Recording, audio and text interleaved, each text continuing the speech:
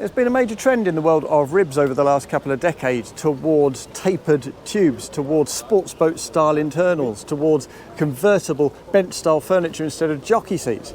You don't necessarily expect that from a traditional rib building brand like Zodiac, but here at the Cannes Yachting Festival, that's exactly what we've got in the form of this, the new Zodiac X10CC.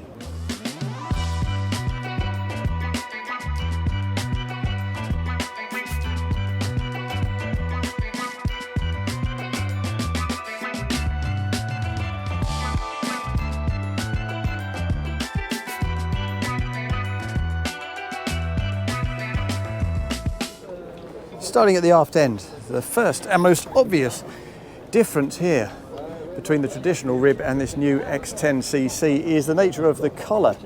Now, instead of a full collar, which kind of steals a little bit of space from the internals, here we have a D-shaped collar that is curtailed by rigid mouldings, rigid bulwarks. So it's come up a good height actually, they're midway up my thigh. So not only does that buy you some extra internal space, it also adds a significant amount of additional security. You feel like you're in this boat rather than on it, and for family users that's a very useful thing. Now let's spin around and look aft. We've got a pair of swim platforms, one on either side of these twin Mercury 400s. Now apparently with the Mercury 400s and this new stepped hull, this boat should be good for around about 52 knots. You can apparently start the boat off with a pair of 300s instead, or you can ramp it up to a pair of 450s, in which case you'll be pushing on well towards 60 knots apparently.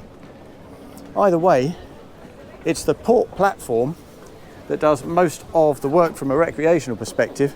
As you can see, unlike the starboard one, we've got a grab rail to pull you out of the water. There's your telescopic ladder that drops down into the water, another rail here, so that's pretty secure.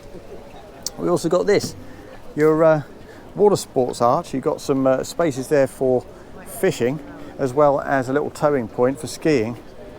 And the standard one, I'm told, is white. This is a kind of anodized black, which looks very cool indeed. And you see that finish elsewhere on this boat, particularly in the hardtop.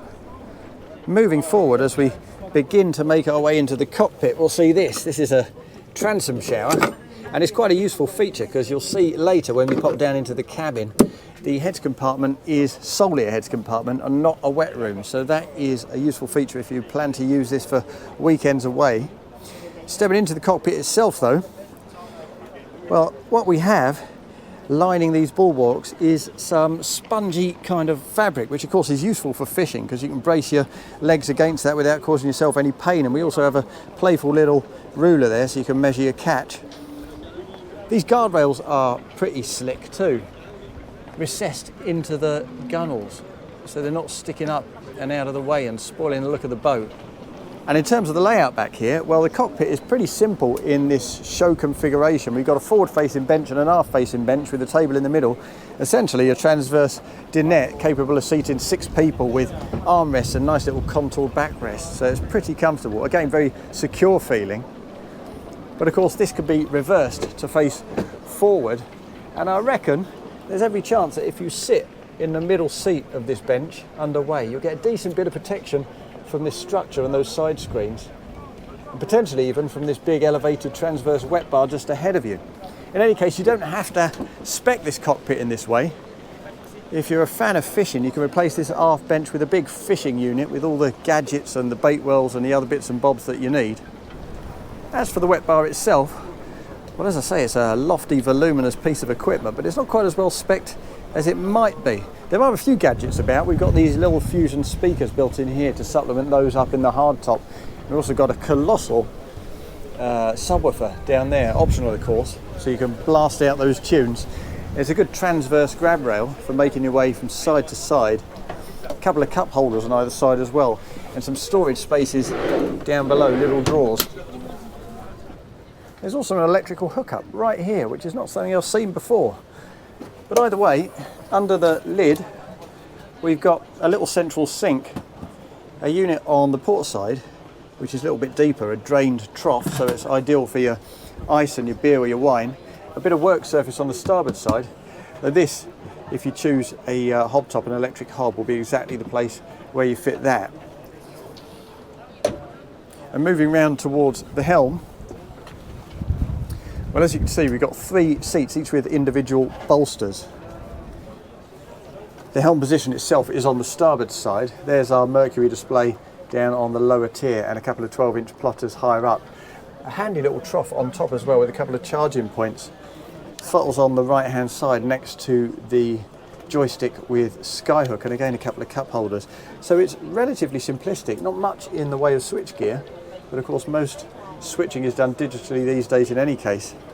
So it has everything you need, and it also has a handy little foot brace down below. It's a comfortable position, and as I say, with these extended wings leading off from that main one-piece screen, it's quite a sheltered place to be. And if you need a bit of extra ventilation, we got this too, this little flap which just opens up and allows a bit of wind to flood through.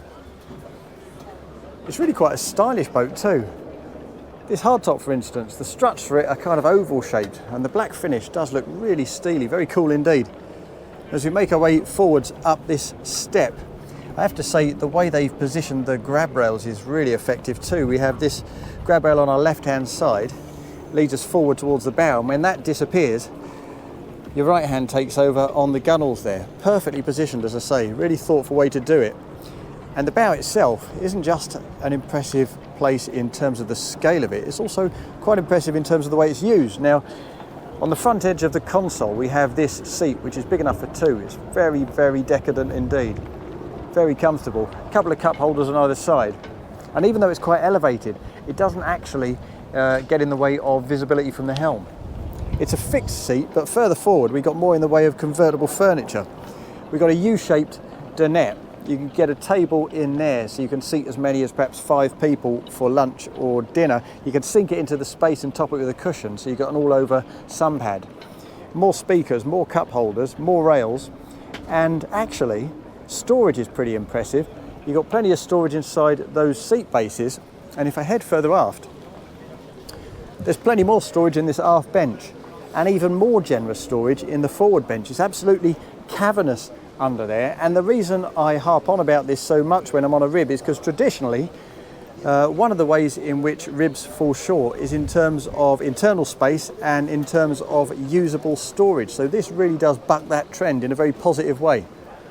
Now let's spin around and head down into the cabin. When you step down in here, there's a small section at the entrance point where you get decent headroom. I can move forward a little bit and still the headroom is okay. The deck head does drop a touch, but that's where you lead onto the bed itself, so that's not critical at all. And the bed is a really good size. As you can see, it's lined with cushions all round, so you're not bumping shoulders on cold fiberglass in the night and waking yourself up. And natural light is excellent. We've got a big letter slot window out onto that forepeak. We've got opening port lights on both sides, open out onto those side decks, give us proper ventilation. And storage again is excellent. If I reach under the bed itself and lift that up, look at that. One-handed job, really easy, and that'll swallow up plenty of baggage for a week away. Shut that back down and spin around. We've got reading lights at the head end on both sides, plus USB charging points. We've got a switch panel here, and extra storage under there, plus the fusion remote. And we also have a little heads compartment. Natural light is again a decent strength. We've got a little opening hatch on that dash top, a decent mirror and grab rail, nice pale woods, a sink here and a toilet there. It's not drained, as I say, so there's no option to spec this with a shower, but we do have that transom shower to take cleaning duties should you be away for so long that it's actually required. Now, in truth, you couldn't say that any of these features we've seen here today are especially new, either individually or collectively. We've seen other brands doing that for a while now, but it's great to see a traditional builder like Zodiac getting on board with the idea that the rib can be actually quite recreationally sophisticated, and with a price of €234,000 plus VAT for the base model with twin 300s. The price looks pretty tempting for this boat too. If you've got an opinion on Zodiac's new rib concept, do feel free to comment below. If you've enjoyed the video, hit the like button, and if you want to see more videos like this in the future, then please do subscribe to the MBY channel.